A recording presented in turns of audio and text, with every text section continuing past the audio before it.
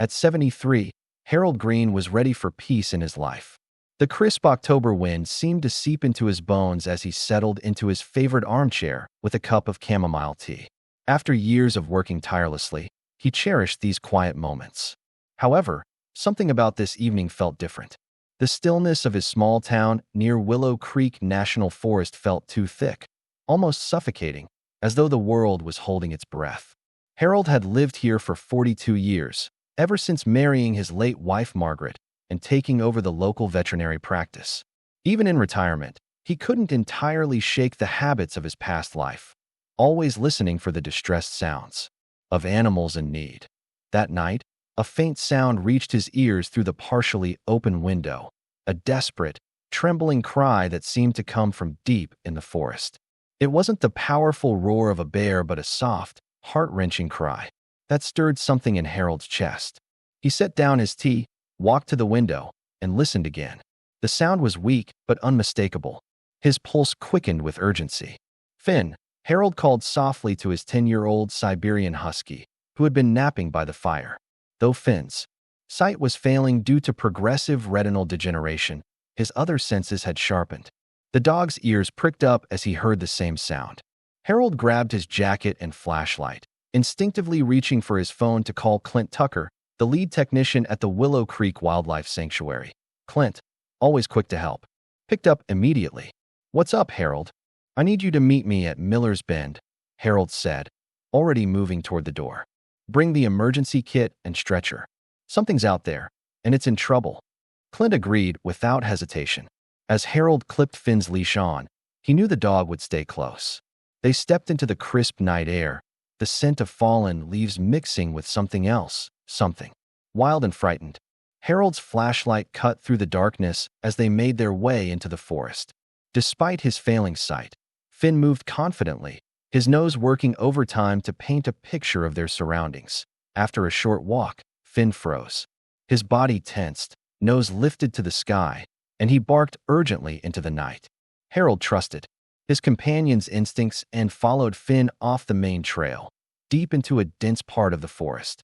The undergrowth made progress difficult, but Finn led the way, unwavering in his determination. The sound came again, now unmistakably close and desperate. A cry from something young, afraid, and alone.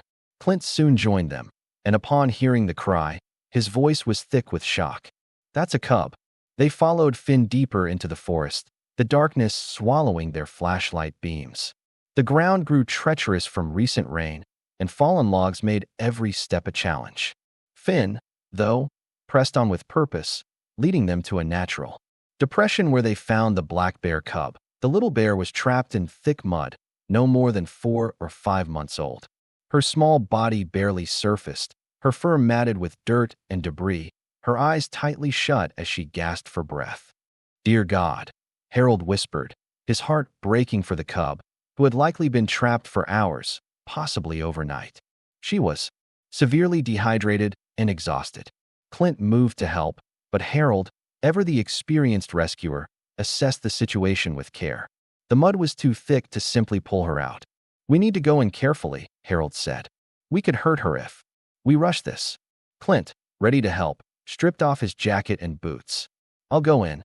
You guide me." The rescue took nearly an hour, but with patience and care, Clint managed to free the cub from the mud. She made no sound, her eyes still shut, and her breathing shallow. "She's alive," Clint reported, cradling the cub gently.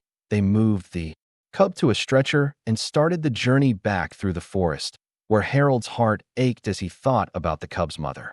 "Could be anything," he said. "Disease, injury, or human interference." After a long, quiet drive to the Willow Creek Wildlife Sanctuary, Dr. Sarah Hang, the sanctuary's head veterinarian, examined the cub. Her findings confirmed Harold's fears. The cub was blind, likely from an injury that had happened weeks or months earlier. Her psychological state was also troubling. Signs of deep trauma. As they worked to stabilize her, the cub's violent, fearful reaction to human touch made it clear how badly she had suffered. "She's going to hurt herself," Dr. Hang said, watching the cub's frantic movements. Harold had seen this kind of trauma before. Animals so broken by their past that they couldn't trust anyone. "We'll give her time," he said softly. Sometimes, that's all we can do. For days, Harold sat near the cub's enclosure, speaking to her softly, trying to comfort her, but she showed no sign of hearing him. Then, one day, Finn wandered into the room. The old dog seemed to sense something and sat quietly, his graying eyes focused on the cub. To Harold's surprise, the cub's breathing began to slow, her muscles relaxed slightly. Finn's presence was a calming influence. This was the beginning of a quiet, unexpected bond between the two. Slowly, Maisie, as Harold decided to name the cub, began responding to Finn. She listened to him, recognizing his presence even though she couldn't see. It was the first sign of trust since her rescue. The breakthrough came when Harold had an idea. Could Finn, losing his sight himself, help Maisie learn to trust again? They began therapy sessions, with Finn acting as a guide and companion. Over time, Maisie showed signs of improvement. Her physical health was restored, and her bond with Finn deepened. One day, after several weeks, they had their first shared moment in a peaceful outdoor enclosure, drinking from a stream together. For Harold, it was a moment of profound connection, not just between two animals, but between the healing power of companionship and trust. Word of Maisie and Finn's unlikely friendship spread, inspiring people from all walks of life, including a wounded Marine who saw hope in their story. As their bond grew, so did its impact, sparking the creation of the Special Connections program at the sanctuary, which paired animals with disabilities or trauma with therapy companions. Harold found renewed purpose in this work, but he knew it was time to let go when an offer came from Brookshaven, a sanctuary dedicated to animals with special needs. Maisie and Finn were given a permanent home, and Harold visited regularly, witnessing their continued growth. Together, they had transformed into symbols of resilience, reminding everyone who encountered them that true connection transcends all boundaries. As autumn returned, Harold found himself reflecting on the journey these two had taken, from the dark, desperate night in the forest to their peaceful life at Brookshaven. Maisie had grown, and though Finn's health was fading, their friendship remained as strong as ever. Harold sat between them, watching the sunlight filter through the trees, and for the first time in a long while, he felt complete. Some stories don't need endings, he wrote in his journal. They just need to be witnessed.